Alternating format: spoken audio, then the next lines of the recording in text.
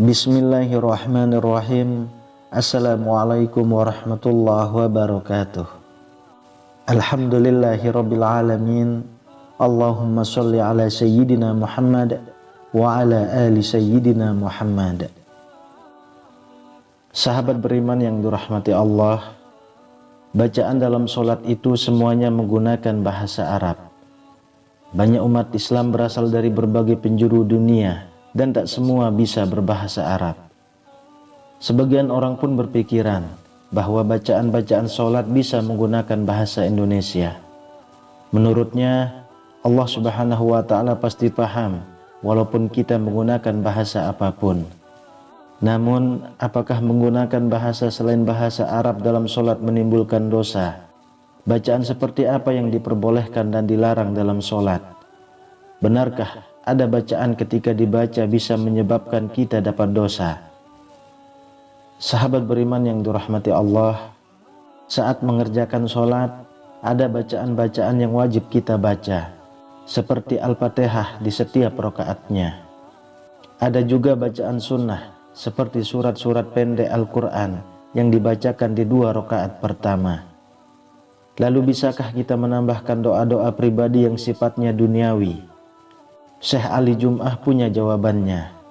Beliau mengatakan, orang yang sholat boleh berzikir dan berdoa, asalkan tidak bertentangan dengan hadis dan Al-Quran. Pendapat ini didasarkan pada argumen Imam Ibnu Hajar Al-Asqalani. Beliau berkata, Imam Ibnu Hajar dalam Fathul Bari, saat menjelaskan sabda Nabi mengenai doa yang dibaca setelah tasyahud, kemudian orang itu dipersilahkan berdoa dengan sesuatu yang mengagumkan dirinya, dan orang itu pun berdoa. Berdoa memohon untuk kebaikan duniawi boleh-boleh saja. Doa-doa yang bersifat duniawi, misalnya dilancarkan rezekinya, segera bertemu jodohnya, atau meminta keturunan, itu boleh dilakukan. Hal ini juga dibenarkan oleh Imam Al-Baji dalam Al-Muntaqa Syarah Al-Muwatta. Beliau berkata, hal ini sebagaimana Imam Malik berkata, tidak masalah berdoa dalam sholat maktubah dan lainnya dengan bentuk doa sesuai yang dikehendaki, baik berupa doa ukhrawi ataupun duniawi, baik yang sesuai dengan doa dari Al-Quran ataupun mengarang sendiri. Fenomena menambahkan bacaan dalam sholat pernah dilakukan oleh Ibnu Umar. Dalam kalimat syahadat, Ibnu Umar berkata, saya tambahkan bacaan wahdahu la syarikalah wa ashhadu anna Muhammadan abduhu wa rasuluh. Tidak ada sekutu baginya dan aku bersaksi bahwa Muhammad adalah Rasulullah. Kita mungkin sudah melakukan sholat selama puluhan tahun, tapi ternyata ada fakta penting yang harus kita ketahui mengenai surat-surat yang dibaca setelah Al-Fatihah. Dalam sholat, selama ini mungkin kita terbiasa membaca surat-surat pendek tanpa memperhatikan urutannya. Ternyata hal ini berbeda dengan yang dilakukan oleh Rasulullah SAW. Beliau sangat jarang membaca surat-surat yang pendek, kecuali dalam perjalanan. Saat sholat subuh, Rasulullah SAW terbiasa membaca surat Qaf pada rakaat pertama dan surat Ar-Rum pada rakaat kedua. Beliau juga pernah membaca surat At-Takwir dan surat Al-Zalzalah. Nabi Muhammad SAW memilih membaca surat yang tergolong panjang ketika sholat. Hal ini pernah dialami sendiri oleh salah seorang sahabat. Dari Abu Sa'id Al-Khudri, ia berkata, suatu ketika sholat zuhur ditunaikan, lalu seseorang pergi ke perkampungan Baki dan ia melaksanakan aktivitasnya di sana. Kemudian ia berwudu lalu mendatangi jamaah sholat, dan Rasulullah SAW masih berada pada rakaat pertama karena saking panjangnya apa yang beliau baca.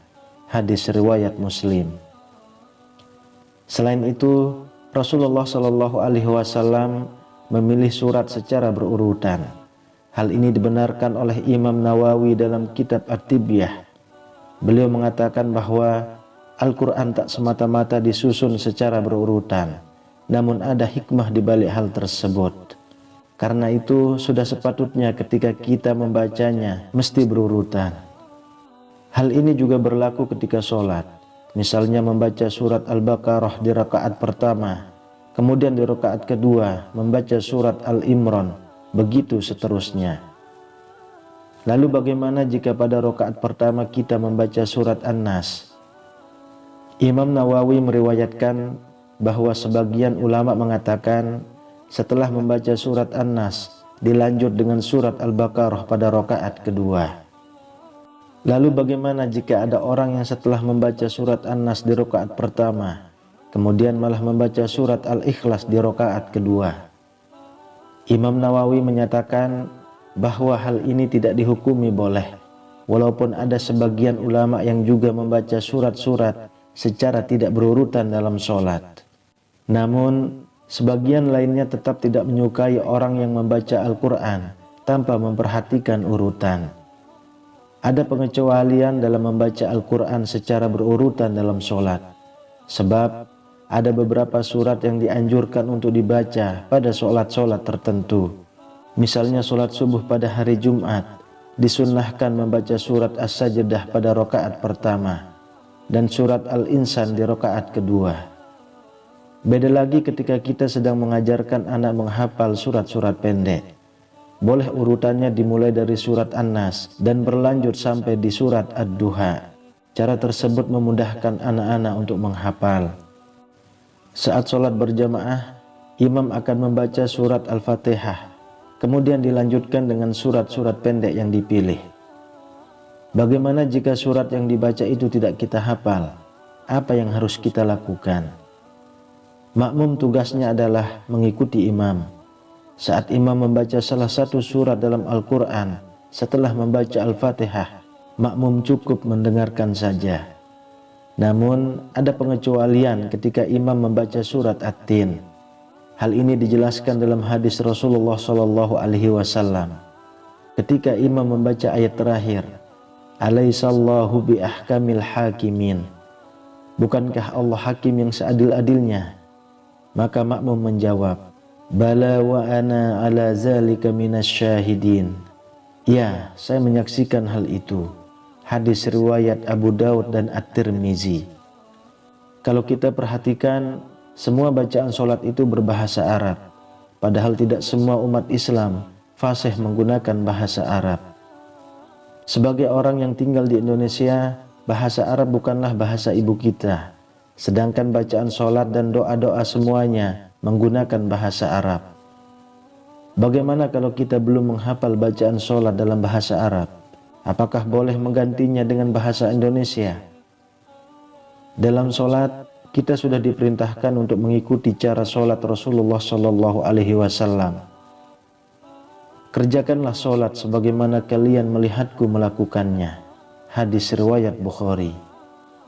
Membaca bacaan selain yang dicontohkan oleh Nabi SAW itu tidak boleh. Berbicara atau melafalkan sesuatu di luar bacaan yang telah ditentukan bisa membatalkan ibadah itu. Hal ini berdasarkan pendapat mazhab Hanafi dan mazhab Hambali. Sedikit berbeda, mazhab Syafi'i dan Maliki berpendapat bahwa jika seseorang mengeluarkan perkataan saat sholat, itu tidak membatalkan ibadah jika alasannya adalah lupa dan perkataan yang keluar pun hanya sedikit. Larangan berbicara saat sholat sebenarnya telah diperingatkan oleh Allah Subhanahu wa Ta'ala. Suatu hari, para sahabat sedang melaksanakan sholat bersama Nabi SAW. Kemudian dua orang sahabat asik mengobrol. Karena kejadian itu turunlah ayat Al-Quran. Berdirilah karena Allah dalam sholatmu dengan khusyuk. Quran Surat Al-Baqarah ayat 238. Rasulullah SAW tidak pernah memberikan keringanan perihal bacaan sholat yang berbahasa Arab, namun ada solusi yang ditawarkan. Dalam kitab Sunan Abu Daud, Rasulullah SAW memberikan cara bagi orang-orang Arab terdahulu yang belum menghafal Al-Fatihah. Beliau bersabda, "Dan jika tidak bisa berbahasa Arab, hendaklah bertahmid, bertakbir dan bertahlil." Ada ibadah yang tidak bisa ditawar-tawar, misalnya cara haji, makanan yang diharamkan, Begitu juga dengan cara sholat. Hal ini untuk menjaga kemurnian sholat. Dalam melakukan sholat, semuanya harus dilakukan dengan bahasa Arab. Sahabat beriman yang dirahmati Allah, tak ada tawar-menawar dalam hal bacaan sholat, baik gerakan maupun bacaan. Semua harus kita kerjakan sesuai petunjuk yang diberikan Rasulullah SAW. Tak boleh dikurangi ataupun ditambah. Kalau kalian, apakah pernah mendapati orang yang mengganti bacaan sholat yang berbahasa Arab menjadi bahasa Indonesia? Wallahu a'lam bishawab. Semoga bermanfaat untuk kita semua. Amin ya rabbal alamin. Assalamualaikum warahmatullahi wabarakatuh.